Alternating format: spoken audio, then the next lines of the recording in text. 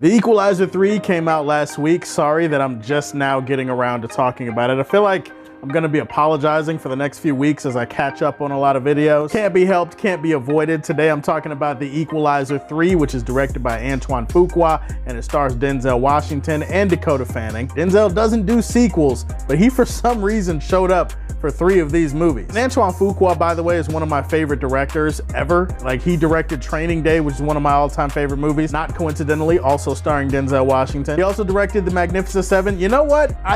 It might be going out on a limb here, but I think him and Denzel might be pretty good friends at this point. Either that or Denzel gets excited for these Equalizer movies because, hey, he gets to play a badass bully. And who doesn't want to play a badass bully every now and then, especially at his age? This one follows Robert McCall, ex-badass or current badass, ex-CIA badass. After he carries out a mission, he is kind of retiring in this quiet little place in Italy, getting to know the people, the community. He finally begins to understand the concept of peace. But of course, if things were really peaceful, there would be no movie. So of course, the Italian mob has to come fuck with his peace. They have to come mess with the people of this little Italian community. Thus, Robert McCall once again is called into action, this time going up against the Italian mob. Oh, and Dakota Fanning is in the movie because reasons. Let's get into the stuff that I liked about this movie. First of all, there's nothing I could say about Denzel Washington that you have not heard before, so I'm not even gonna spend that much time on it. He plays this character with so much grace, with so much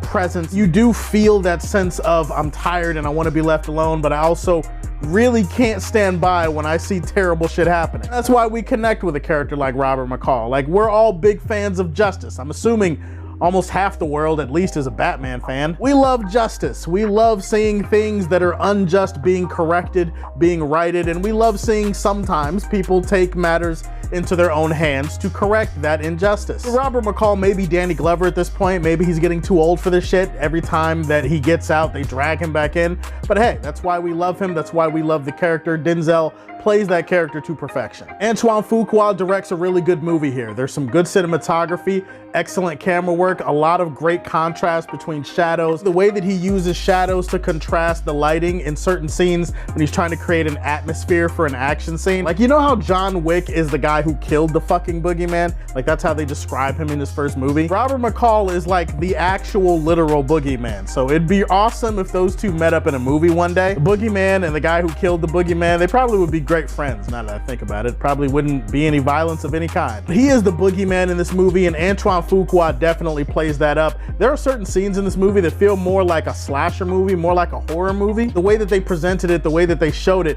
it really felt like he was this inevitable angel of death descending down upon enemies. And one of the greatest appeals for Robert McCall's character is that he's a character that is literally begging the bad guys every time, hey, I don't want to do this. You're not gonna like what I do to you. Can we just like call a truce, call it even, get some lattes, chill out, get some pussy, something. Like, just go touch grass and leave me alone. He's literally begging these bad guys every time and they don't listen to him, and we're happy that they don't listen to him, but I like the fact that he at least presents that as an option. As far as Dakota Fanning being in the movie, I mean, she's good in the movie. She's a good actress. It surprised the hell out of me to find out that she's 29 now. Holy shit, where did the time go? Maybe the time hasn't gone anywhere. Maybe I'm just getting old, but the point is, Dakota Fanning was great in this movie. She has good back and forth, good chemistry with Denzel, just like she always did. That's right, just in case you haven't seen it or can't remember, she and Denzel have not been in a movie together since Man on Fire, and it was kind of cool to see that connection pop up again in this movie. I would not say that the movie is an action movie, so I want to prepare you for that going in. The movie does have some small bits of action in it. They really take their time with this one, building up the community. When the violence finally spills out,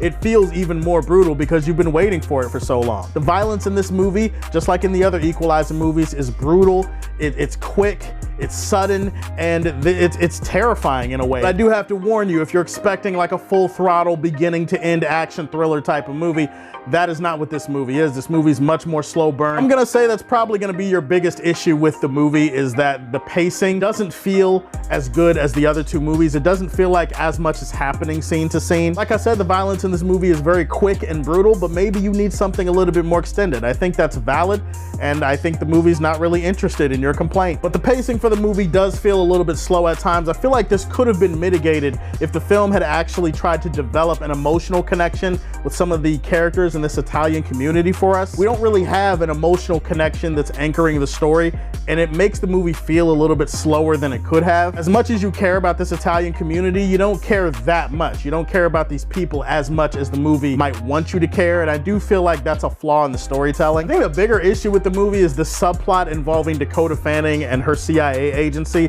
It feels like it's just an excuse to get Dakota Fanning's character to interact with Denzel Washington's character. And maybe that is the point, and that's fine. I mean, they interact fine, like I said, but I'm just saying subplot involving the CIA and drug smuggling and terrorism and whatever they're focusing on in this movie just kind of feels like it's unnecessary. Feels like the movie's 20 minutes longer because of this. Feels like you could have removed this entire subplot and the entire movie doesn't really change that much. I was a big fan of the first movie, didn't like the second movie as much, but I like this third one. I think it's a solid way to close off this little mini badass trilogy with Robert McCall. Equalizer 3, or Man on Fire 2, if that's what you choose to believe, gets a solid rating from me. I'm gonna leave this one in the Silver Age for Man of Steel. Tell me, what is your favorite Denzel action movie of all time? Go ahead and put that in the comment section down below. Stay tuned for more videos. Please like and subscribe to the Superfan Show. And if you like what you see, tell me how you feel, and stay tuned to hear more from the Man of Steel.